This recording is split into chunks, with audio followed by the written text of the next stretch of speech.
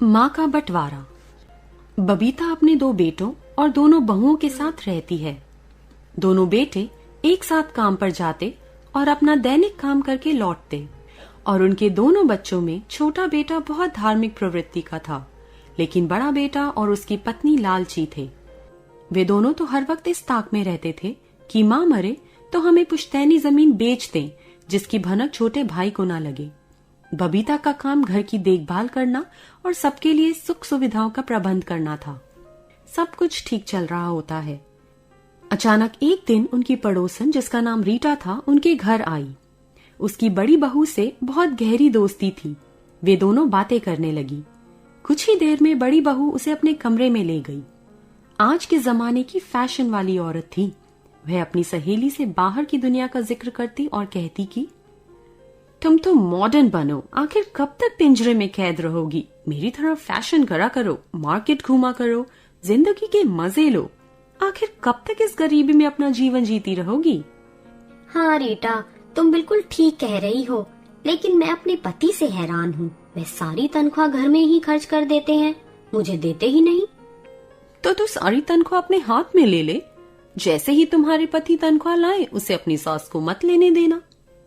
हाँ ठीक है, अब से ऐसा ही करा करूंगी।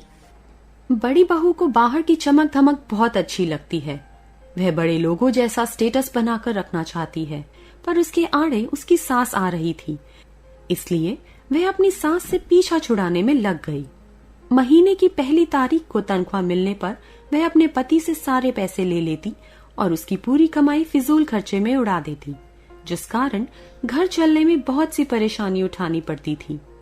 इस बात से परेशान होकर माँ ने बड़े बेटे से कहा, बेटा, अब तू मुझे सारी तनख्वाह लाकर नहीं देता, इससे घर चलाने में बहुत परेशानी हो रही है। तो क्या मैं इस घर में अकेला हूँ क्या? और तू बता, क्या मैं अकेला ही कमाता हूँ? जा तू छोटे से ले, वो भी तो कमाता है, उससे तो तू कुछ नहीं बोलती। मेरी भी तो कुछ इच्छा है, मेरी पत्नी की भी कुछ इच्छाएं हैं। अब से मैं तुझे पैसे नहीं दे पाऊंगा। बेटा, तू ये क्या बातें कर रहा है? अभी तक तो सब ठीक चल रहा था, लेकिन अब? माँ देख, मेरा दिमाग खराब मत कर, मैं तुझे पैसे नहीं दूंगा बस। तो बेटा, घर कैसे चलेगा, तू ही बता। माँ, अरियो माँ, मुझे नहीं पता। सुन, शहर में मेरा काम धंधा ठीक ठाक नहीं चल रहा है। मैं कई दिनों से लोन लेने के चक्कर में हूँ ताकि हम लोग ठीक से घर चला पाएं, लेकिन लोन तो मिला नहीं, ऊपर से तेरी कचकच सुनने को मिल रही है। अरे माँ, चल गांव चलते हैं और वहां ही अपनी पुश्तैनी जमीन बेच देते हैं। जमाना बदल रहा है, जरूरतें भी बढ़ रही हैं। आखिर मैं कब तक इस परिवार का बोझ उठाऊंगा? अरे बेटा, तू ये क्या कह रहा है? हम क्या तुझ पर बोझ हैं बेटा? आज तेरे पिताजी जिंदा होते तो तुम लोगों को ये दिन नहीं देखना पड़ता। वे ही कुछ न कुछ व्यवस्था करके हम सबका पेट भर देते। नहीं जी, आप सही कह रहे हैं। क्या हम ही नौकर हैं इस घर के लिए? अब तो मैं इस घर में नहीं रहूंगी। उनकी बातें सुनकर माँ की आंख से आंसू निकल जाते हैं और वो दीवार पर टंगी अपने पति की तस्वीर के पास जाकर कहती है, ये ही दिन देखने के लिए मैं जिंदा हूँ क्या? इससे अच्छा होता तो मुझे मौत आ जाए। उसका रोना सुनकर छोटा बेटा और उसकी बहू माँ को शांत कराने का प्रयास करते हैं। माँ, आप चिंता ना करें, हम दोनों आपको छोड़कर कभी भी कहीं नहीं जाएंगे। हाँ माँ, तू क्यों रो रही है? हम तुझे नहीं छोड़ेंगे। बड़े भैया और भाभी को जाना है जाएं, लेकिन हम तो तेरे साथ ही रहेंगे। तू रो मत माँ। अरे वाह वाह, मेरे श्रवण कुमार और उसकी बीवी, तुम दोनों तो महान हो। लगता है इस धरती पर तो तुम जैसा कोई मातृभक्त ही नहीं है। वाह रे वाह। हाँ भाभी, तू तो बहुत लालची है। तू हमारे साथ नहीं रहना चाहती? जा, तुझे जहाँ जाना है जा, हमें तेरी कोई जरूरत नहीं। तुम दोनों एक नंबर के लालची हो। चुप हो जा, नहीं तो मेरा हाथ उठ जाएगा तेरे ऊपर, नालायक, नाकारा, बीवी का गुलाम।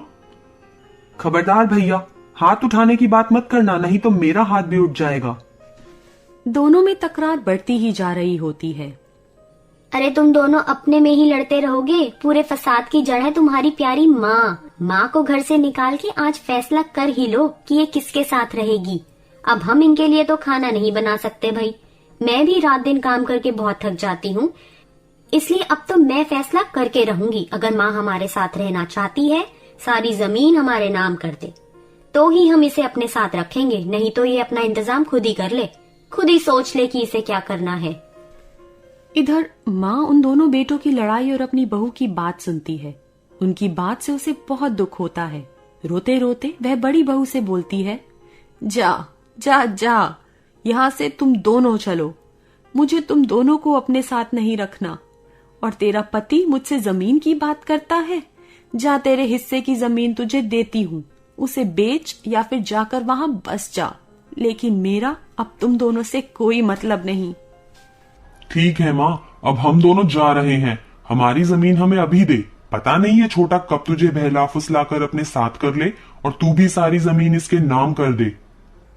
कल मैं गांव के लोगों को और पड़ोसियों को बुलाऊंगी और तेरे हिस्से की जमीन तुझे दे दूंगी। तू एकदम चिंता ना कर, अब मैं समझ चुकी हूँ कि तू बदल चुका है। ठीक है। इसके बाद बड़ा बेटा अपनी पत्नी को साथ लेकर बाहर घूमने निकल जाता है। माँ तू रो मत, हम दोनों तो हैं ही ना तेरे साथ। तू क्यों रोती है? हम मरे तो नहीं है ना माँ। किसी तरह रात बीतती है और बबीता अपने कुछ परिजनों व गांव के लोगों को बुलावा भेज देती है। सभी ने मिलकर जमीन का बंटवारा कर दिया होता है और माँ छोटे बहू बेटे के पास रह जाती है।